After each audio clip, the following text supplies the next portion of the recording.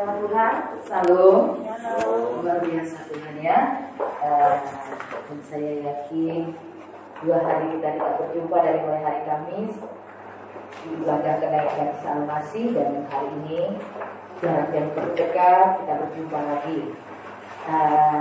Saya percaya untuk sekarang tentunya yang ada di hati kita kerinduan untuk selalu ya seperti pujian-pujian rohani katakan ya, aku ingin selalu bersekutu denganmu.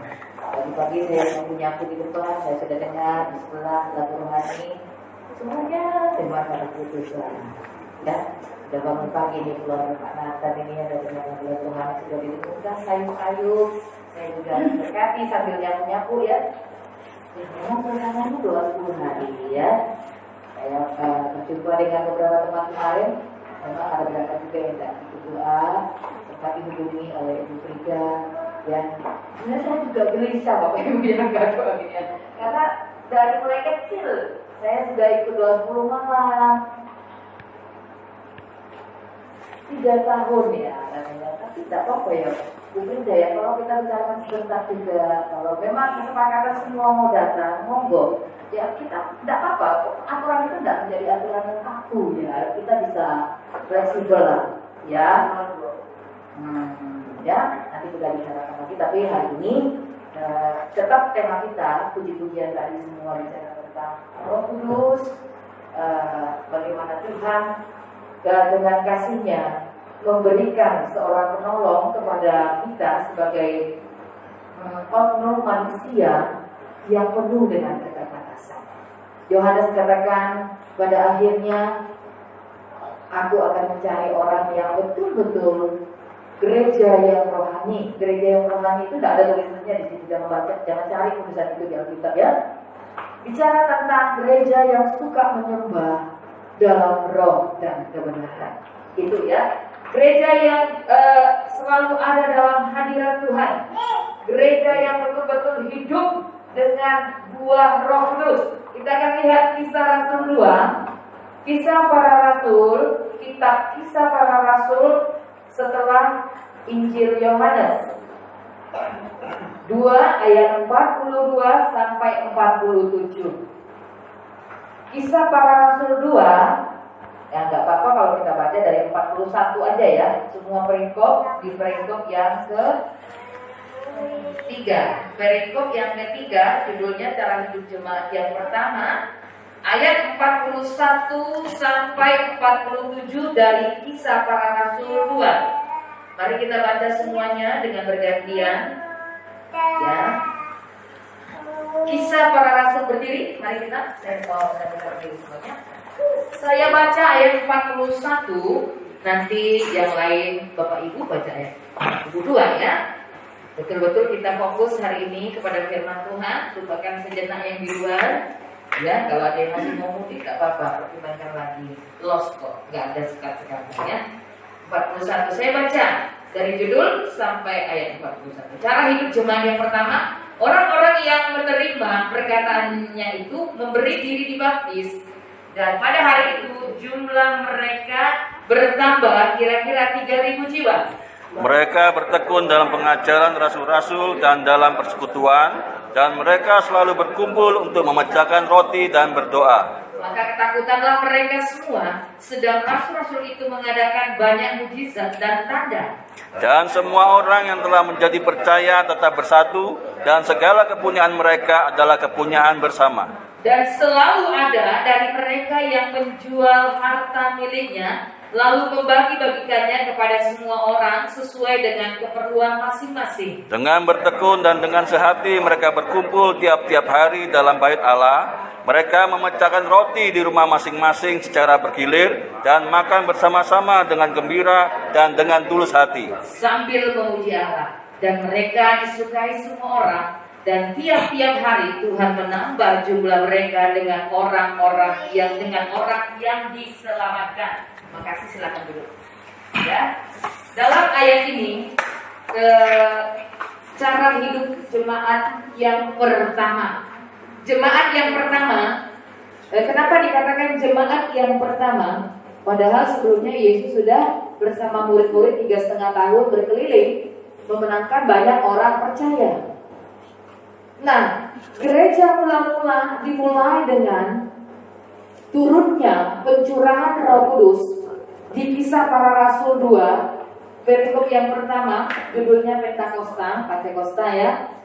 Di situ hari Kamis kemarin kita Kamis kemarin kita sudah beribadah merayakan kenaikan Yesus ke surga. Ya. Bahkan dikatakan di situ kita pelajari melalui firman Tuhan, Dia tidak meninggalkan kita sendiri, Dia tidak meninggalkan kita yatim piatu, Dia memberikan penolong. Maksudnya di sini Bapak Ibu yang kekasih, sampai di mana pekerjaan Roh Kudus yang Bapak Ibu rasakan dan saya rasakan sampai detik ini. Kehendak, kemauan, pilihan itu ada pada kita. Tapi yang melakukannya juga siapa? Kita. Nah, Tuhan memberi kebebasan kepada saya dan semua kita untuk membuat pilihan-pilihan hidup. Kemauan yang kita kendalikan oleh pikiran, hati kita, tentunya itu diberi satu kesempatan kepada saya dan kita semua yang ada pagi hari ini untuk bertindak. Itu namanya tindakan ya. Saya mau pilih A atau B, itu ada pada kita. Saya mau pilih diberkati atau tidak, apa kewajiban saya. Saya mau mundur atau maju, itu saya semua istilah umumnya ditanggung penumpang. Ya, time is choice katanya ya. Waktu adalah pilihan. Nah, di sini ketika Yesus naik ke surga, dikatakan hari Kamis kemarin, Dia meninggalkan seorang penolong, penghibur. Roh Kudus itu sifatnya adalah pribadi Allah yang ketiga, di mana pribadi Allah inilah yang dikatakan oleh Tuhan Yesus melalui firman Tuhan yang memampukan, bahkan jelas di dalam Yohanes 14, Dialah yang tinggal dalam hati kita. Tergantung bagaimana Bapak Ibu dan saya, ya, hidup adalah pilihan. Membuka hati kita seluas-luasnya untuk Allah bekerja. Karena Roh Kudus yang dituliskan oleh Alkitab bukanlah sesuatu yang dikatakan tidak ada kenyataannya, tidak ada wujudnya. Dan gereja bertahan, gereja berdiri sampai Bapak Ibu pun datang tadi ke sini, baik yang pertama datang maupun yang terakhir datang, itu pilihan. Ketika Roh Kudus katakan langkahkan kakimu ke gereja, aku mau ke gereja hari ini. Saya tahu kalau saudara punya niat yang positif, ya, kita akan belajar hari ini tentang gereja rohani yang dipimpin oleh Roh Kudus. Gereja rohani. Saya awali tadi dengan Yohanes 4 itu dikatakan pada akhirnya Tuhan akan mencari gereja yang rohani, gereja yang menyembah Dia, memberikan hatinya. Hidup adalah pilihan. Ketika kita memilih membuka hati kita untuk dipimpin oleh Roh Kudus. Hidup adalah pilihan, sekali lagi, tolong disimak tanda kutip. Tapi ketika kita menutup hati kita, tidak ada sesuatu yang mendorong kita, lalu kita membuat pilihan, lebih enak tidur di rumah, lebih enak main, lebih enak nonton, lebih enak nih. Nah, setiap hari Roh Kudus tidak hanya bekerja ketika kita mau ke gereja, tapi setiap waktu dari seluruh waktu kita, dimanapun kita berada, firman Allah katakan di situ ada Roh Kudus. Saya tidak tahu, Bapak Ibu dapat video yang seperti tidak? Saya punya teman saya yang saya lihat. Ketika mungkin sudah lama ya, ketika kita bekerja, di situ ada wujud daripada Tuhan Yesus. Ketika ada seorang pekerja pembuang sampah, di situ ada Tuhan Yesus. Ya, ketika saya tahu mungkin kirim ini karena itu gambaran Roh Kudus pribadi yang ketiga Yesus itu, ya, diumpamakan seperti itu. Ya, ketika saudara duduk dan ketika seorang yang saya lihat mengalami kesulitan yang cukup berat, dia ada di jembatan, saya pikir mau bunuh diri. Di situ ada Yesus yang mengeluk dia dari belakang. Itulah gambaran penyertaan Roh Kudus. Ketika kita mengizinkan membuat pilihan lagi supaya Roh Kudus itu yang menuntun seluruh hidup kita, Ketika kita melakukan banyak hal, karena hanya dua, hitam dan putih, tidak ada abu-abu, betul? Karena ada yang baik dan yang jahat, tidak ada tengah-tengah. Pilihan itu tidak boleh sama-sama. Tentukan dengan jelas, saya mau pilih A atau B. Tidak ada tengah-tengahnya. Nah, hari ini Tuhan datang kepada kita bicara tentang bagaimana caranya. Kalau kita mau melihat di dalam gereja mula-mula ini, tentunya di sini tidak hanya Petrus dan teman-temannya, ada orang-orang juga yang seperti Bapak Ibu dan saya. Petrus dan teman-temannya mungkin di sini dikatakan adalah pemimpin murid-murid. Ya, di situ juga dikatakan ada orang-orang yang terlibat selama ini. Ya, saya yakin 120 murid itu tidak semua pendengar, tapi mereka adalah orang-orang yang antusias ketika Yesus belum disalib. Banyak tuh cerita-cerita di Alkitab, tokoh-tokoh. Kita akan lihat yang pertama dikatakan di sini. Kalau kita lihat Kisah Rasul 6 ayat 3. Siapa saja orang-orang ini? Kisah Rasul 6 ayat 3. Saya mau membawa kita dalam gereja mula-mula. Dikatakan semuanya penuh dengan Roh Kudus. Tentunya ini adalah bagian dari orang-orang yang berkumpul di lautan Yerusalem. Kisah para Rasul 6 ayat 3. Karena itu saudara-saudara, pilihlah 7 orang dari antaramu yang terkenal baik dan yang penuh dengan roh hikmat, dan yang penuh roh dan hikmat, supaya kami mengangkat mereka untuk tugas itu. Saya gantung ya karena koma ya. Tugas itu, pemilihan 7 orang untuk melayani. Jadi jangan bayangkan Bapak Ibu 120 yang ada di lautan Yerusalem itu hanya mendengar, hanya orang-orang yang pasif. Tentunya di sini menjadi gereja mula-mula, gereja yang penuh dengan Roh Kudus. Sejarah selalu berulang. Itu akan terjadi di akhir zaman ini. Dan saya yakin kita adalah bagian dari banyak gereja, kelompok orang-orang rohani sekian banyak yang ada sekarang ini, yang hidup di generasi akhir zaman. Kalau gereja mula-mula itu terjadi, itu akan digenapi juga dengan gereja akhir zaman. Bahkan dikatakan itu akan berlipat kali ganda, 2 kali lipat. Ya, nanti kita terakhir akan introspeksi diri. Saya gereja yang posisi yang mana? Diaken, pemilihan diaken dalam Kisah Rasul 6 ayat 3 ini dikatakan memilih orang-orang yang betul-betul penuh dengan roh dan hikmat. Ya. Kita lihat lagi 7 ayat 55. Kisah Rasul 7 ayat 55, siapa di sini? Coba kita lihat. Ini sudah fenomenal ceritanya ini ya. Siapa? Siapa? Stefanus. Ya. Sini ada anak Bapak Julianto, namanya Bapak Stefanus. Ya. Stefanus terkenal dengan pemberitaan kebenaran, tapi mengalami aniaya,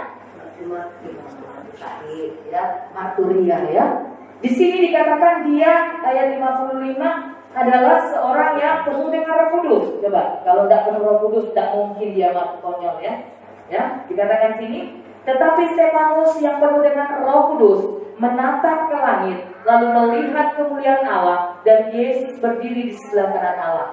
Dikatakan, saya tahu Stefanus adalah bagian orang dari 120 yang ada di lotek menanti kepenuhan Roh Kudus. Dikatakan waktu mereka ada di lotek Yerusalem, semua berbahasa asing, semua seperti mengeluarkan lidah-lidah api, ya.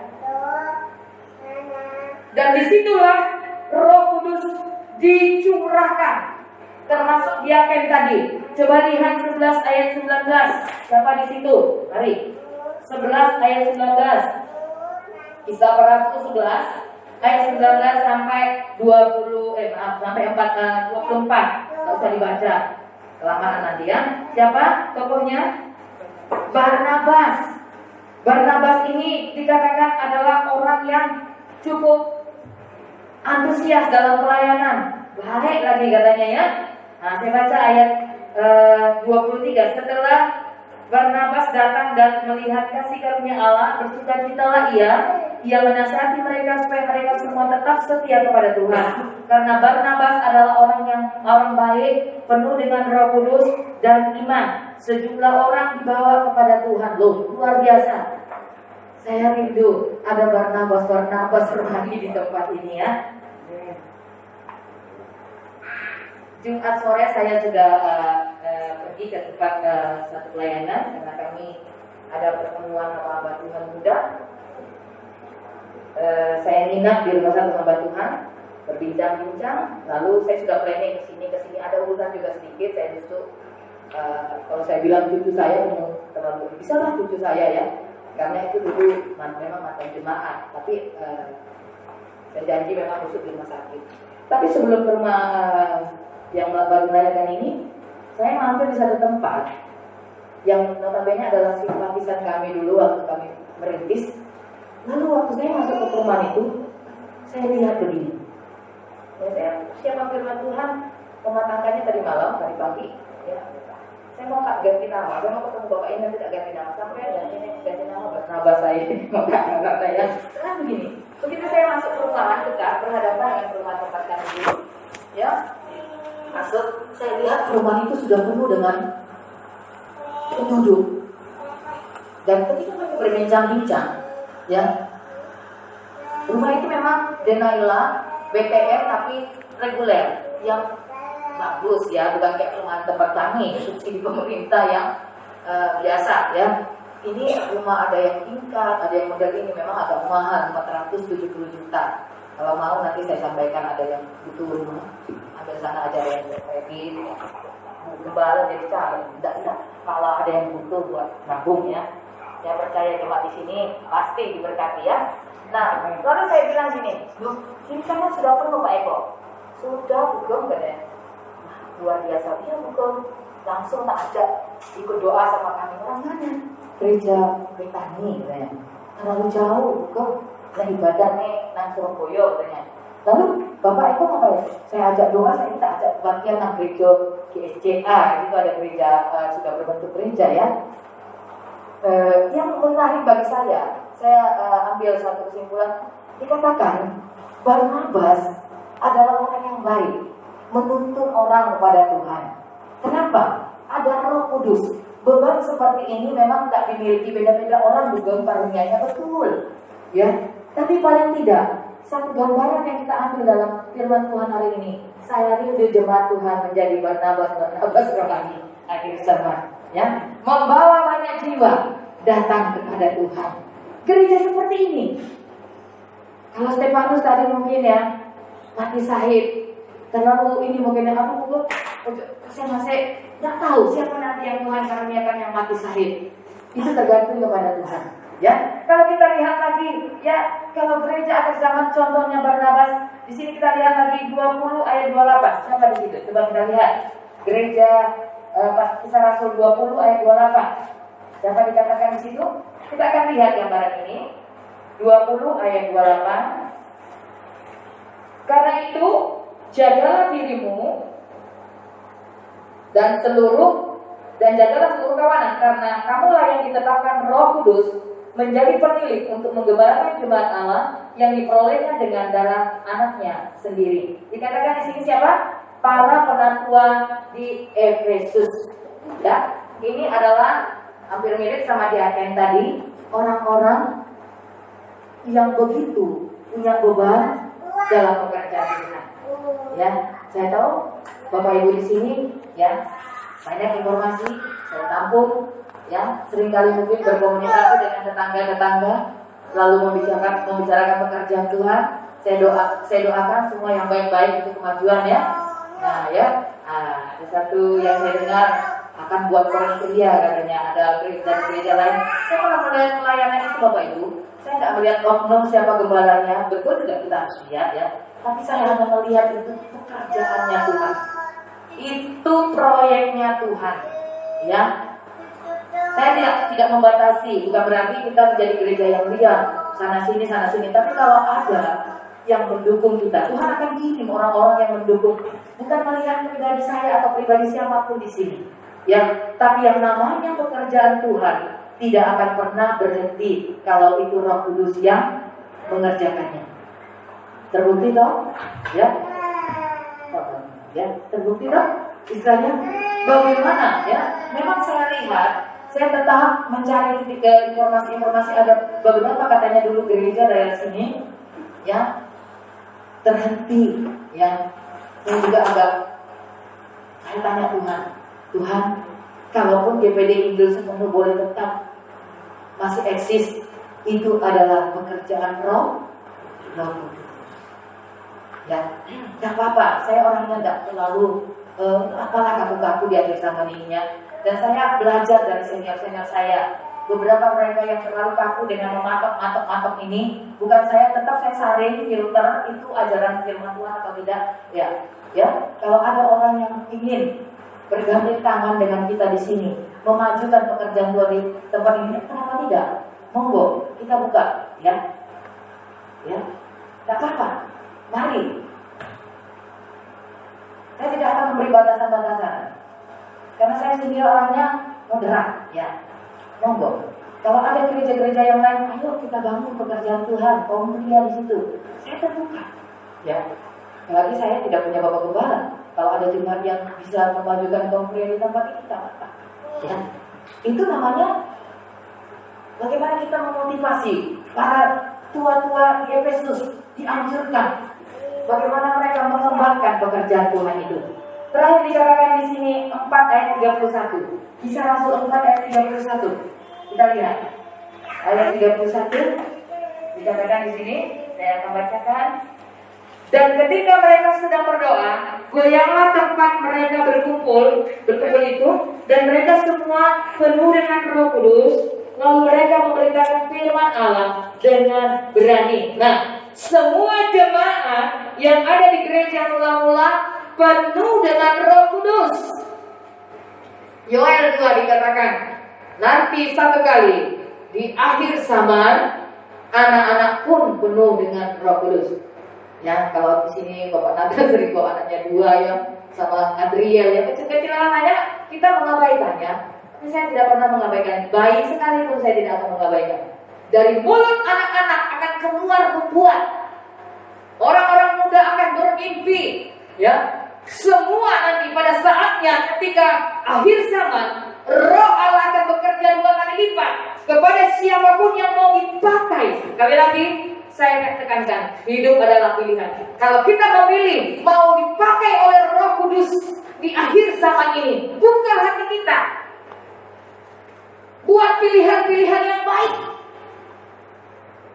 Yang namanya Roh Kudus, tentu dia bekerja pada orang-orang yang bersih, yang kudus, yang benar-benar tekun. Hidup dalam kebenaran. Lalu betul, saya ini hidup dalam begini, apakah berlayak? Saya katakan, ya, tidak ada kata terlambat ketika kita kembali kepada Tuhan. Tidak ada kata terlambat. Sudahlah, hidupku begini saja. Aku bukan orang yang dimaksud oleh firman Tuhan. Sudah, jalan aja.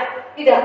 Tuhan sedang mencari gereja akhir zaman, gereja yang betul-betul mau dipimpin oleh Roh Kudus, gereja yang rohani, gereja yang mau, ya, karena gereja yang rohanilah yang nantinya akan menjadi mempelai wanita, di mana kita akan bersanding dengan mempelai laki-laki, yaitu Yesus Kristus. Di luar saudara mungkin membuat pilihan yang salah. Saudara sudah tahu apa yang akan saudara alami tentunya. Ya, Roh Kudus adalah sumber kekuatan bagi gereja mula-mula, dan Roh Kudus itu juga adalah sumber kekuatan bagi gereja akhir zaman. Kalau gereja mula-mula, tadi saya sudah uraikan siapa-siapa contohnya, dan hampir semua aspek di dalam gereja itu siapapun, mereka penuh, dikatakan penuh dengan Roh Kudus, termasuk semua jemaat. Ya, Kisah Rasul 1 ayat 8 dikatakan bahwa mereka menerima kuasa Roh Kudus turun ke atas mereka. Dan itu nyata dari uraian-uraian sebelumnya. Siapapun, tanpa terkecuali, ya. Pernah lihat anak-anak umur 4 tahun penuh Roh Kudus? Pernah? Saya yakin Cliff juga bisa. Sam, Adriel, Saya sedang membentuk satu tim, walaupun kadang-kadang anak-anak ini agak telat bangun satu, ya, karena ini pernah saya alami, saya pernah kerjakan sebelumnya, dan saya ingin melihat itu lagi, karena satu jiwa anak-anak sama nilainya dengan satu jiwa orang dewasa. Pegang itu. Satu jiwa anak-anak sama nilainya dengan satu jiwa orang dewasa. Jadi kalau demikian halnya, tidak mustahil kalau anak-anak pun akan dipakai Tuhan dalam gereja Tuhan. Amin? Iya. Saya buat tim doa, walaupun kadang-kadang 4, ya, kalau kasih tidak datang ke rumah kakek neneknya, kami berempat, ya. Saya ingin, ya, bukan saya buat-buat, bukan saya kurang kerjaan, enggak. Saya ingin membangkitkan, ya, kadang-kadang adiknya grupis, ya. Walaupun main-main saya biarin, saya tahu apa yang dia dengar akan tertanam di sininya, memorinya. Kemarin saya datang ke rumah yang baru adiknya lahir, anak ketiga ini ya, Sam. Tentunya dalam 2 tahun saya tidak kesana, beda loh. Beda penampilan saya, mama saya juga bibinya sudah stikernya sudah saya rubah, terus spotlightnya, baju saya juga, jaket saya enggak. Kalau mungkin saya di sana dengan jaket yang sama, dia mungkin bisa hafal. Jarak 2 meter, dia bisa tahu siapa saya. Aneh. Ya, saya juga kaget. Helm saya juga tidak sama, tas saya juga beda, tapi dia bisa kan itu pikir orang lain. Karena anak ini dari kandungan memang sudah sering saya pegang, saya gendong, sampai sekarang umurnya Sam. Oke, cerita aja. Jadi sampai saya cerita sama mamanya tentang ini, dia ikut nimbrung sampai dimarahin mamanya. Diam. Kalau orang tua ngomong nggak boleh itu. Ya, saya cuma belajar begini Bapak Ibu. Ya, memori anak-anak itu tajam dari 0 sampai 6. Ya, itu usia emas. Jadi ketika anak-anak ini nanti saya tetap ajarkan cara menyembah, saya kaget. Ya, mudah-mudahan tidak hanya omongan-omongan laporan kosong adik saya, ponaan-ponaan saya kecil-kecil, anaknya kan itu tidak udah bisa penyembahan. Ya, haleluya, haleluya. Jangan katakan anak-anak itu hanya anak kecil tahu apa. Nah, gereja akhir zaman akan memakai seluruh bagian aspek gereja itu, baik anak-anak sampai usia lanjut. Tuhan akan katakan, aku akan mencurahkan Roh Kudusku 2 kali lipat ganda. Kalau 2 kali lipat ganda, berarti semua saudara dan saya bisa dipakai dengan cara yang luar biasa. Ya, saya masih membangun mereka dengan bukan buat sekolah minggu tadi, enggak. Saya memperkenalkan tokoh di dalam pertemuan Sabtu ini. Karena kalau minggu mungkin firman Tuhannya secara global ya, secara umum ya. Tapi kalau yang Sabtu ini saya ajarkan mereka tokoh. 2 minggu lalu saya ajarkan tentang kain, 2 minggu kemarin saya ajarkan tentang murid Yesus. Jadi minggu ini perjanjian lama. Karena saya sayang sekali. Saya katakan, saya ketika bertanya kepada anak-anak sekolah minggu yang sudah kelas 3, kelas 4, contohlah Aldo ya, saya tanya, kamu kenal tokoh ini? Nah, enggak, siapa itu? Tapi kalau kita tanya tokoh-tokoh kartun, dia hafal sekali, Naruto lah, apa segala macam. Ya, ini hanya perkenalan, tapi nggak sampai 1 jam, setengah jam toh. Ya, paling nggak mereka, saya tidak akan membuang kesempatan ini. Nah, ini bicara tentang bagaimana semua aspek yang ada dalam gereja Tuhan akan dipakai dengan kuasa Roh Kudusnya untuk membangun gereja. Kalau Kisah Rasul 1 ayat 8 dikatakan, aku mau curahkan Rohku ke atas mereka. Dan hari ini pun janji yang sama, Roh Kudus yang sama sedang ada dalam saudara dan saya. Amin. Dialah yang membawa gereja Tuhan sebagai satu kekuatan, kuasa. Ya, kalau bahasa itunya dikatakan dinamik, kekuatan yang dahsyat yang membangun gereja Tuhan. Tetap kembali saya katakan, saya akan ulang-ulang ini. Hidup adalah pilihan. Saya tidak bisa memaksa saudara, ya. Rasanya miris sekali ya. Jangan menjadi jemaat-jemaat yang tidak rasanya harus ditarik-tarik, dipaksa-paksa. Ya, saya orangnya nggak tipu seperti itu. Pilihan ada pada kalian. Pilihan ada padamu. Saya katakan kepada mereka yang muda-muda.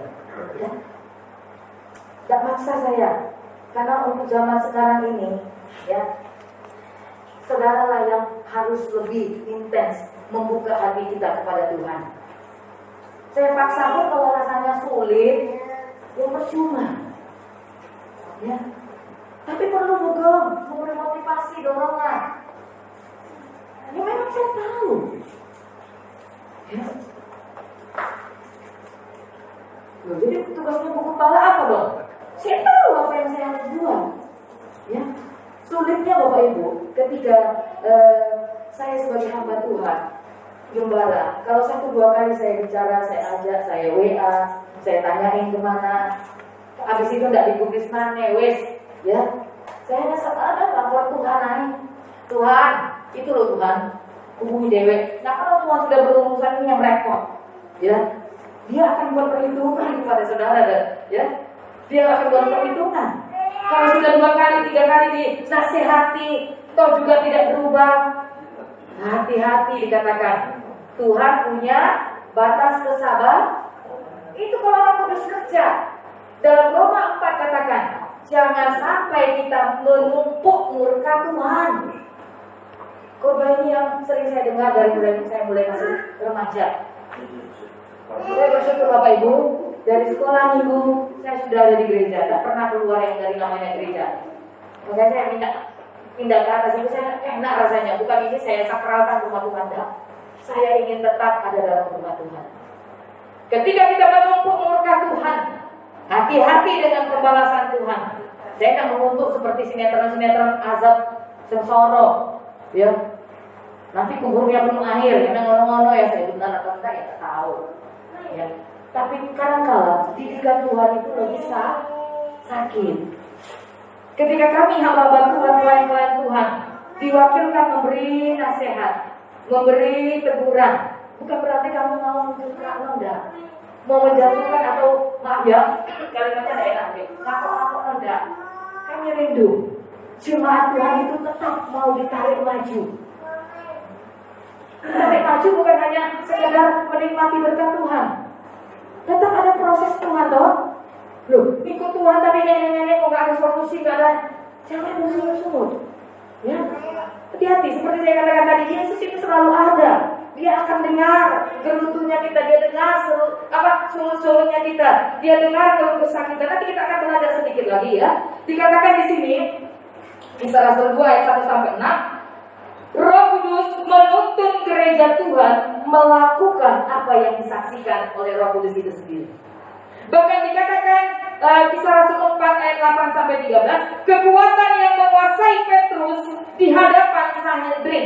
Ketika Petrus sudah penuh dengan Roh Kudus, dia berani berkata-kata, ya, seorang sihir, Elimas, ya, dia menegur, hai kamu yang datang dari kuasa iblis. Ya. Bahkan dikatakan di sini keberanian Paulus, ya, juga demikian halnya. Roh Kudus itu luar biasa. Dialah yang memberi keberanian bagi kita. Ya. Tapi gini Bapak Ibu ya, bedakan mana emosi, mana pimpinan Roh Kudus. Ini juga repot. Hati-hati ya.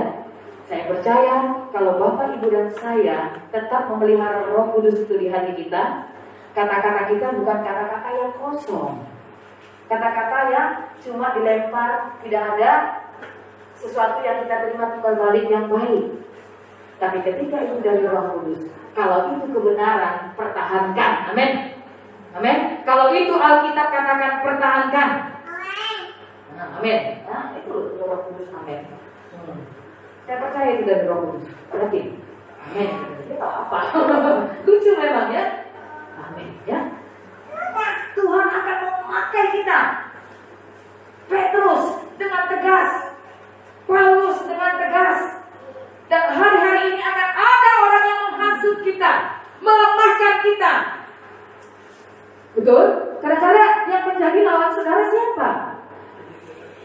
3 dimensi. Tubuh, jiwa, roh. Tidak usah ngomong orang lain yang bicara kepada kita, yang suka melemahkan. Daging kita enak turun, tidak usah doa. Enak turun, tua, enak ngomong, enak buat jahat. Tapi buah dari daging itu sendiri dikatakan, tapi roh mendatangkan hidup yang kekal. Itu tarik-tarikan. Hari-hari ini berikan makanan rohmu lebih banyak, supaya engkau memberi tempat menjadi gereja yang rohani di akhir zaman ini. Karena gereja yang rohani dikatakan ya bisa terpenuhi, kebutuhan gereja bisa terpenuhi hanya oleh Roh Kudus. Karena Roh Kudus yang membuat orang kembali ke jalan Tuhan, Roh Kudus yang membuat kita bisa berbuah.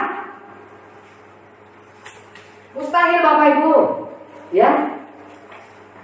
Saya sering melihat seseorang yang tekun melakukan kebaikan, tekun ibadahnya, tekun semuanya, ya. Bukan sombong, Tuhan ampuni. Saya bukan orang yang 1-2 tahun dalam pelayanan atau 10 tahun, 30 tahun.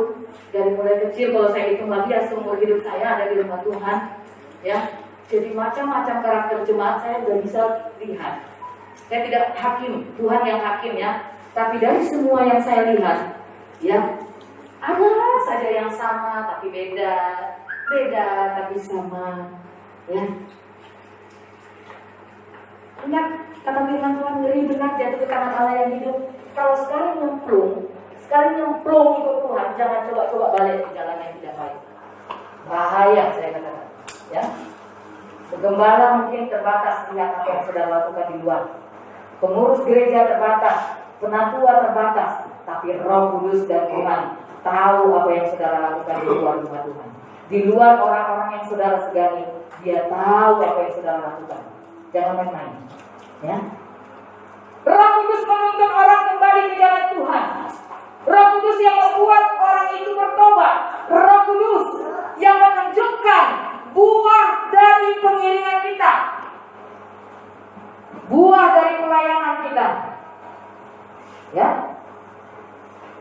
Jangan tekun karena melihat oknum. Jangan berbuat karena melihat ini dan itu. Tapi buat seperti firman Tuhan katakan, seperti kepada Tuhan. Enak loh saya katakan. Jadi ketika saudara berbuat seperti kepada Tuhan, ibadahku kubuat seperti kepada Tuhan, pemberianku kubuat seperti kepada Tuhan, amarahku redam karena aku melihat Tuhan. Masa kalah sama lagu sebelah? Aku mencintaimu karena Allah. Masa kalah? Itu bahasanya PPDI, bahasa Pantai Kosta itu. Sekarang mau hilang. Coba tak lihat kamu ya, aku sudah begini. Itu tidak Tuhan loh. Jadi semua yang kita lakukan karena Tuhan. Karena dorongan Rohku yang membuat kita berbuah. Karena Yohanes 15 katakan, di luar aku kamu tidak bisa berbuah. Roma 8 ayat 26 memampukan orang Kristen berdoa. Banyak keluhan Bapak Ibu? Banyak pergumulan? Banyak? Lalu saudara ambil solusi pakai apa? Wes, cari ini. Kalau tidak ada Roh Kudus di situ, yakin tidak akan ada solusi.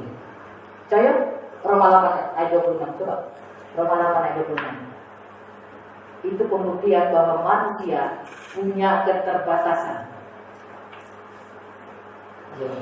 Roma 8 ayat 26. Suka sekali ayat ini ya. Kalau doa malam, doa sebelum malam ini sering keluar ini ya. Capek Tuhan, mau ngomong capek. Ya, saya tidak punya kata-kata yang indah. Coba sekali ini Bu Endang yang baca berdiri itu. Tidak tahu Bu Endang. Yang keras Bu. Nah. Demikian juga Roh membantu kita dalam kelemahan kita, sebab kita tidak tahu bagaimana sebenarnya harus berdoa, tapi Roh sendiri berdoa untuk kita kepada Allah dengan keluhan-keluhan yang tidak terucapkan. Sudah pusing, tidak tahu mau ngomong apa. Tapi ketika hati kita dipimpin oleh Tuhan, ketika kita membuat pilihan, kerjakan bagian Tuhan. Nanti Efesus 3 ayat 20, coba lihat Bu. Efesus 3 ayat 20 Bu. Apa dikatakan di situ? Ayat 20. Nah, yang keras Bu. Bagi dialah yang dapat melakukan jauh lebih banyak daripada yang kita doakan atau pikirkan, seperti yang ternyata dari kuasa yang bekerja di dalam kita. Katakan semua amin. Kalau yang ragu-ragu aminnya berarti tidak percaya. Ya, amin.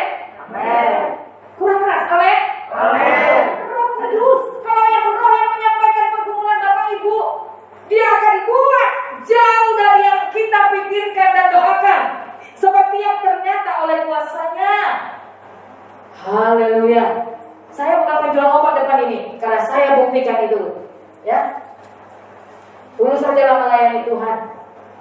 Sebandai apa? Saya tahu di pelayanan itu ada yang Tuhan karuniakan, seorang pendoa-pendoa, orang yang bisa berkata-kata dengan indah, ya. Saya lihat, tapi jauh dari semua banyak kata-kata yang indah yang saudara sampaikan kepada Tuhan, hati saudara yang dilihat Tuhan. Amin. Hati yang tulus, hati yang berserah, hati yang tidak menahan sesuatu. Ya, apa ini? Menahan apa ini? Coba kita lihat lagi langsungnya. Roh Kudus menuntut orang Kristen dari kebenaran kepada kebenaran. Ya, Yohanes 16 ayat 13 itu ya. Tidak usah dibaca terlalu banyak ya. Yohanes 16 ini aja dulu kita baca. Yohanes 16. Coba. Yohanes 16. Saya ayat yang enggak tahu. Yohanes 16 dikatakan sini ayat 13. Demikian firman Tuhan. Coba disimak. Tetapi apabila ia datang, yaitu Roh kebenaran, ia akan memimpin kamu ke dalam seluruh kebenaran, sebab ia tidak akan berkata-kata dari dirinya sendiri, tetapi segala sesuatu yang didengarnya, itulah yang akan dikatakannya, dan ia akan memberikan kepadamu hal-hal yang akan datang, memberitakan kepadamu hal-hal yang akan datang. Ya, ada yang bisa tahu satu langkah ke depan habis keluar dari gereja? Ada yang bisa tahu? Ramalan, ahli nujum lah. Nggak ada yang tahu. Tapi saya percaya ketika kita membuka lebar-lebar hati kita untuk dipimpin Roh Kudus, kiri kananku ada Tuhan. Ya. Lanjutnya apa? Sekelilingku ada Tuhan. Dalam hidupku ada Tuhan. Yesus selalu menolong. Itu Roh Kudus. Dia menuntun kita dari kebenaran kepada kebenaran. Kalau kita mulai menyimpang ke kiri ke kanan, kalau mulai pikiran kita melihat sesuatu yang mungkin ini kayaknya menguntungkan, tapi ini nggak sesuai dengan firman Tuhan, kebenaran itu akan diingatkan. Betul? Kebenaran itu akan diingatkan kepada kita. Tapi kalau kita menutup hati kita, wahai bagi kita yang hidup di masa akhir ini. Dan terakhir dikatakan, Roh Kudus memampukan orang Kristen mengasihi Allah dan sesamanya. Karena inilah hukum yang terutama. Hukum yang terutama, kasihilah Tuhan Allahmu, kasihilah sesamamu. Ya, kalau mengasihi sesama berarti memberi pengampun. Nah, ini yang paling perlu. Kalau kita mengeraskan hati kita berarti tidak mau dipimpin Rohku. Wow. Kembali saya ulangi, time is choice. Waktu adalah pilihan. Jangan undur-undur lagi. Buka hatimu untuk memberikan kasih itu kepada Allah. Kasihi lebih giat dalam melayani, lebih giat ibadah. Kasihi sesama. Mari berdamai, ya. Mari berdamai, ya. Disakiti itu tidak enak. Bapak Ibu siapa yang bilang disakiti enak? Saya punya lagi yang minta juga marah. Tapi harus dilawan dengan kasih Tuhan, supaya melihat berkat. Mau lihat berkat di depan? Mazmur 133, berkat hanya dicurahkan kepada orang yang hidup rukun. Ya, tidak apa-apa kalau kita sudah mulai dengan perdamaian, awal mengampuni, tapi orang yang kita minta pengampunan tidak mau, no, itu urusan Tuhan. Tapi saya bilang kalau sudah diserahkan ke Tuhan lebih parah. Tidak akan ada, ya. Saya selalu mengatakan, adik saya ini rencananya mau nikah, tapi nggak tahu kan gini namanya orang muda ya. Saya hanya bilang ada sedikit problem memang ya awalnya, sedikit saya 2 menit ya.